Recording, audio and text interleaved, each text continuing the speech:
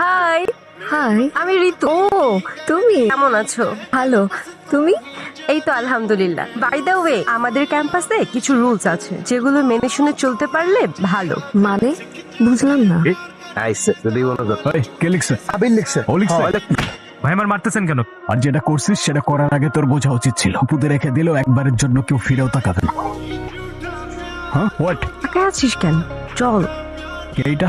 New student, আমাদের ব্যাচেরই। বছরের মাঝখানে তাকানোটা আমার ভালো লাগে না।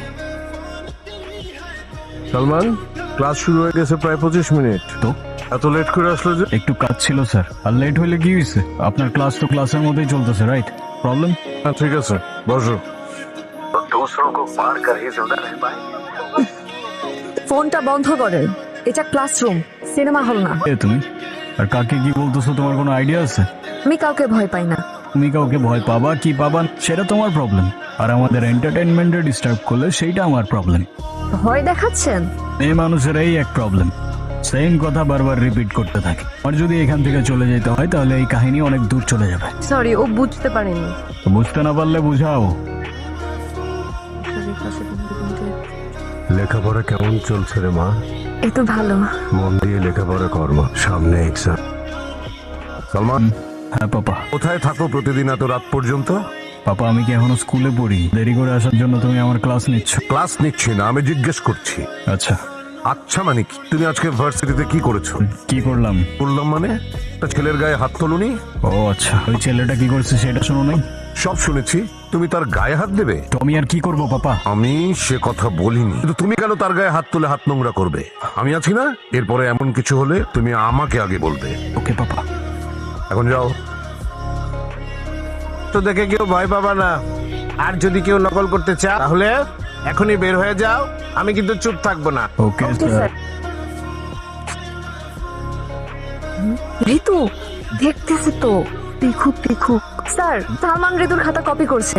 সালমান, তুমি ওরটা কপি করতেছো? কই না তো স্যার, এইসব অ্যান্সার তো আমার মুখস্থ। দেখি তো খাতা। এ তো দেখি ওয়ার্ড টু ওয়ার্ড সেম। আজলামি চলছে। দেখো সালমান, এক্ষুনি বের হয়ে যাও। স্যার আমার মতো একটা স্টুডেন্ট যদি পাস করে আপনার কি কোনো ক্ষতি আছে বলেন? এক্ষুনি বের হয়ে যাও। কি ভাবছো? তুমি আমার অনেক বড় ক্ষতি করতে পেরেছো। তো এক্সামে আমার কিছু যায় আসে না, তাই মনে করো না আজ আমি কষ্ট পাবো। আজ চোখের জল ঝরবে তোমার। Just wait and watch. Hello sir. Okay sir, দাও কথা দাও। স্যার আমার খাতা। এখন সে গিয়ে টাকাটা দিয়ে আসো। স্যার আমার তো 100% স্কলারশিপ আছে। আজ থেকে নেই। স্যার আজকের এক্সামটা আমি দিই। স্যার তাদের জন্য আমার কথা শুনতে হয়। কি ক্ষতি করেছিলাম তোমার আমি? প্লিজ এখন এসব ন্যাকা মার্কা ডায়লগ মারতে যাও না, অ্যাটলিস্ট কামস অ্যারাউন্ড। তাই ইট মারলে পাটকেল খাবার জন্য রেডি থাকতে হয়, আসলে কুকি। আর লেখাপড়া করে কি হবে? এত কষ্ট করে স্কলারশিপটা ম্যানেজ করে দিলাম। কান্নাকাটি করতেছিস কেন? তুই তো বাবারে চিনিস না, রাগ হয়ে এরকম উল্টা পাল্টা কথা বলে। আবার যখন মেজাজ ঠান্ডা হয়ে যায় কি সব ঠিক হয়ে গেছে। তুই পড়াশোনা কর। সালমান, তো তোর প্ল্যানের কিছুই বুঝতেছি না। পড়াশোনা, ক্লাস, কোথাও মন নাই। তুই কি করতে চাস? বিজনেস, মানে টেক নিয়ে বিজনেস করব। এমন সিস্টেম বানাবো পুরো মার্কেট ফ্লিপ হয়ে যাবে। টাইপের সিস্টেম? সেটা যদি তোরেই বলে দিই তাহলে আমি কি বানাবো? কি রে সালমান, হঠাৎ চুপ হয়ে গেলি? জানি না কেন যেন বারবার ওই মেয়েটার কথা মনে পড়তেছে। কোন মেয়েটা? সাইবা। ও তো তোর সাথে বাঙালির দিকে ক্যাম্পাস থেকে গায়েব হয়ে গেছে। আচ্ছা ভালো কথা, ক্যাম্পাসে আসে না কেন আর? আসবে কেমনে? ওর ফিনান্সিয়াল অবস্থা ভালো না। ফিস কেমনে দিবে? খুব ভালো হয়েছে। কাজটা ঠিক হয়নি। ভূতের মুখে রাম না, কি বলতেছিস তুই? কাজটা ঠিক হয় নাই, ওর সাথে অনেক বেশি বেশি করে ফেলছি। আবার ওটা সরি বলা উচিত। ওর বাসা কোথায়? আমি চিনি। চল তাহলে আমরা ভেতরে যেতে হবে। কেমনে যাবি? ব্রাদার আমি দেখতেছি, হেল্প কর না। এই ধর। ধাক্কা। দেখ তো সে শব্দ দেখ। সাইবা। হ্যাঁ, তুমি চলে যাও এখান থেকে। সরি চলে যাও এখান থেকে। Saiba, I am sorry. হ্যাঁ বললাম তো, চলে যাও এখান থেকে। তুমি মাফ না করলে আমি যাবো না এখান থেকে। প্রত্যেকদিন আমার বাবা আমার সামনে কান্না করছে। তোমার জন্য আমার পুরো জীবন এলোমেলো হয়ে গেছে। জানি আমি তোমার অনেক বড় ক্ষতি করে ফেলছি, কিন্তু চান্স তো দাও অ্যাটলিস্ট। তোমার স্কলারশিপ রিনিউ হয়ে যাবে, আই প্রমিস। যেটা তোমার ছিল সেটাই তো ফিরিয়ে দিচ্ছি তোমাকে। বিনিময়ে একটু মাফ কি করা যায় না ওকে? ঠিক আছে, আমি ভেবে দেখবো। Okay. Salman, I am sorry. কেন? এক্সাম হলে আমারও কাজটা করা ঠিক হয়। It's okay. কি লিখছো? ডিস্টার্ব করো না তো। ওকে করলাম না। প্রতি বছর এই দিনে আমি 3টা উইশ লিস্ট করি, আমারটা শেষ, এবার তোমার পালা। আমি আমি কি বলবো, আমার তো তেমন কোনো উইশ নেই। কিছু নাই? না, জানি না। ওরিং। একটা উইশ আছে, কি কি? আমার ছোট্ট কিউট একটা মেয়ে বেবি হবে। ওকে, এটা লিখে রাখছি। আর ওর নাম কি রাখবো জানো? কি? আয়াত। ওকে স্যার, এটাও লিখে রাখছি।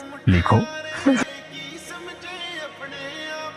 ওই মেয়ে, ওই উকি ঝুঁকি মারেন কে? কারে খোঁজে না? এটা সাইবার বাসানো। আপনি কি চান সেইটা কোন? আমার ওর সাথে একটু দেখা করার দরকার ছিল।